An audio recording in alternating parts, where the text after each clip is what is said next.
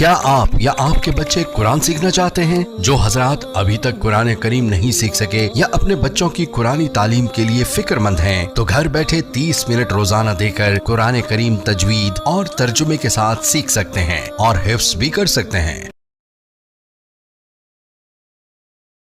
رسول اللہ صلی اللہ علیہ وسلم نے فرمایا کہ محرم کو آپ صلی اللہ علیہ وسلم نے شہر اللہ قرار دیا ہے۔ صحیح حدیث ہے کہ آپ صلی اللہ علیہ وسلم نے فرمایا، صحیح مسلم کی حدیث ہے کہ رمضان کے روزوں کے بعد سب سے زیادہ جو روزے افضل ہیں وہ شہر اللہ المحرم، اللہ کے مہینے محرم کے ہیں، یعنی اللہ کی طرف اس محرم کی نسبت کی جا رہی ہے، تو یہ ایک بڑی فضیلت کی چیز ہے۔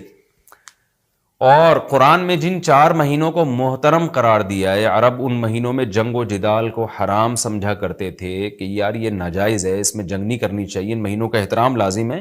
ان میں 4 مہینوں میں محرم بھی ہے، محرم، رجب، ذی الحجہ، ذی قعدہ، ذی الحجہ، یہ 4 مہینے ہیں جو محترم ہیں، لیکن اس میں پھر رجب بھی داخل ہے اور ذی قعدہ بھی اور ذی الحجہ بھی، تو یہ بھی ہے۔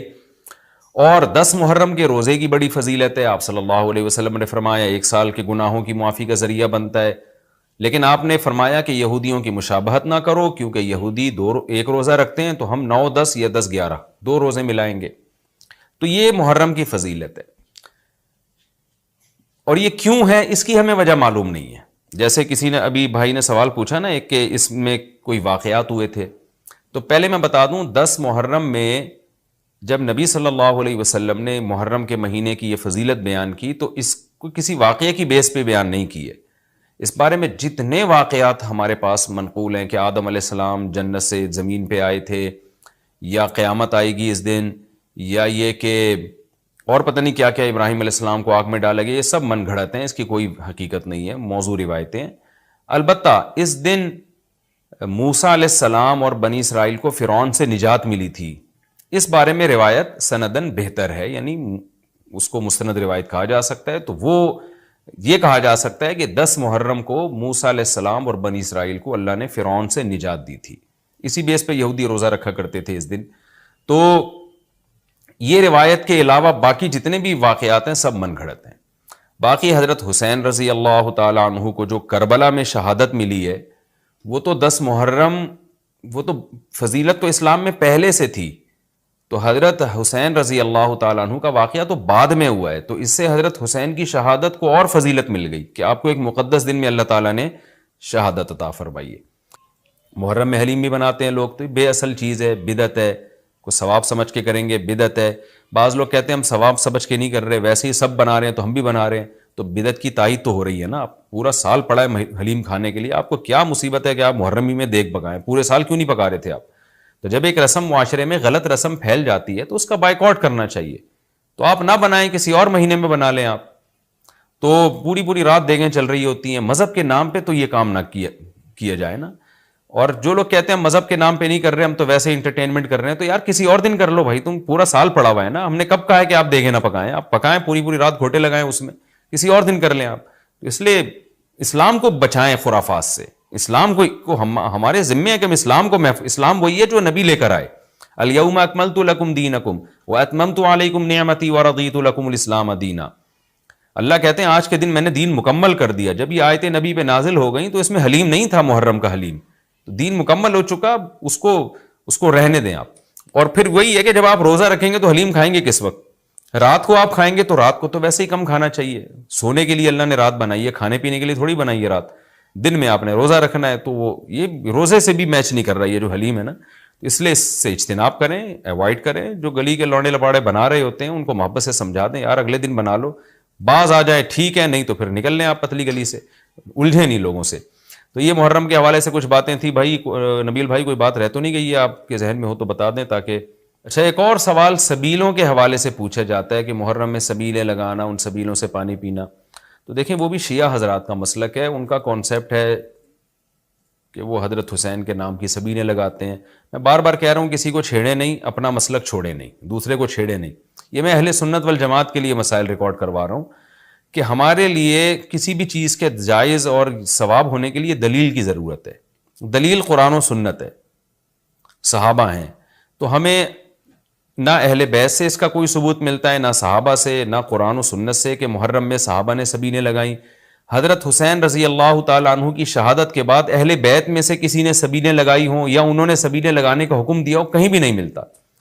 یہ عمل بھی بدعت ہے، ناجائز ہے، اس سے اجتناب کریں۔ اور ایک عجیب بات ہے، کبھی آپ اس کو غم کا مہینہ کہتے ہیں اور کالے کپڑے پہنتے ہیں اور سبیلیں لگا کے لوگوں کو شربت پلا رہے ہیں، تو یہ تو خوشی کے موقع پہ ہوتا ہے نا، خوشی کے موقع پہ کھلایا پلایا جاتا ہے، تو یہ ایک کنفیوژن ہے کہ یہ خوشی منا رہے ہیں کہ غم منا رہے ہیں۔ تو کھلانا پلانا خوشیوں کے موقع پہ ہوتا ہے، تو اس لیے آپ ان چیزوں سے اجتناب کریں، نہ سبیل لگائیں، نہ اس پہ کھڑے ہو کر پانی پئیں۔ جو لگا کے بیٹھا وہ اس کو چھیڑے نہیں، آپ تنگ نہ کریں، وہ اس کا مسلک ہے، اس کو چھوڑ دیں۔ دنیا میں بہت سارے فرقے ہیں، کس کس کو آپ قابو میں کریں گے؟ ملک میں انارکی پھیلتی ہے، ملک میں فسادات ہوتے ہیں، کسی سے نفرت کرنے کی ضرورت نہیں ہے، کسی کو ٹاؤنٹنگ کرنے کی ضرورت نہیں ہے، طنز تانے کی ضرورت نہیں ہے۔ جو لگا کے بیٹھا ہوا ہے لگائے، جو پی رہا ہے اس کو پینے دیں، چھیڑے نہیں۔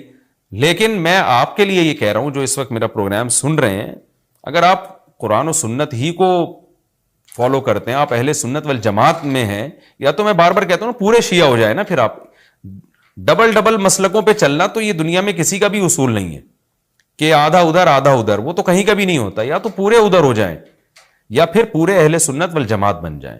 تو اہل سنت والجماعت کے ہاں یہ سبیلیں لگانا یہ جائز کام نہیں ہے، کیونکہ قرآن و سنت سے اس کا ثبوت نہیں ہے۔ لوگ کہتے ہیں کہ آدمی کسی کو شربت پلا رہا ہے، پانی پلا رہا ہے، تو پانی پلانا تو بڑا اچھا کام ہے۔ پانی پلانا اچھا کام ہے، پورے سال کسی دن کو خاص کر لینا یہ اچھا کام نہیں ہے، تو اس سے بدعت کی تائید ہوتی ہے۔ تو اگر کوئی پیاسا آپ کو نظر آتا ہے تو محرم میں ہو تو محرم میں بھی پلائیں، سفر میں ہو تو سفر میں بھی پلائیں۔ لیکن کوئی پیاسا نہیں ہے تو جیسے آپ پورے سال سبیلیں نہیں لگاتے تو محرم میں بھی نہ لگائیں آپ، کیونکہ اگر آپ پورے سال نہیں لگاتے محرم میں لگا رہے ہیں تو اس کی علامت ہے آپ اس مہینے کو سبیل کے حوالے سے خاص ویلیو دے رہے ہیں۔ تو اس ویلیو کی آپ کے پاس قرآن و سنت سے دلیل ہونی چاہیے۔ دلیل نہیں ہے تو ہمارے پاس دلیل ہے، نبی صلی اللہ علیہ وسلم نے فرمایا من احدث فی امرنا ھذا ما لیس منہ فہو رد وفی روایت فہو مردود۔ جو ہمارے دین میں کوئی بھی نئی چیز لے کر آئے گا، نبی نے فرمایا وہ مردود ہے، ہم نہیں اس کو ایکسیپٹ کریں گے۔ تو اس لیے بھائی ہم تو اس حدیث کو فالو کرتے ہیں، تو کائنڈلی آپ حضرات سے گزارش ہے، ہاں کوئی پورے سال سبیل لگا کے بیٹھا ہو تو وہ محرم میں بھی لگا لے۔ کیوں؟ وہ اس لیے کہ وہ محرم کو الگ سے فضیلت نہیں دے رہا سبیل کے حوالے سے، بلکہ وہ کہہ رہے بھائی میں تو پورے سال لوگوں کو پانی پلاتا ہوں تو محرم میں بھی پلا رہا ہوں، میں تو پورے سال شربت پلاتا ہوں تو محرم میں بھی پلا رہا ہوں۔ لیکن ایک آدمی سال کے 11 مہینے نہیں پلاتا، صرف محرم میں سبیل لگا کے بیٹھا ہے، اس کا مطلب وہ اس مہینے کو سبیل کے حوالے سے زیادہ ویلیو دے رہا ہے۔ اس ویلیو کے لیے میں نے کہا دلیل چاہیے۔ دلیل آپ کے پاس اگر نہیں ہے تو پھر وہ حدیث ہے جو ہمارے دین میں نئی چیز ایجاد کرے گا تو وہ چیز مردود ہے۔ اس لیے اس عمل سے بھی اجتناب کریں۔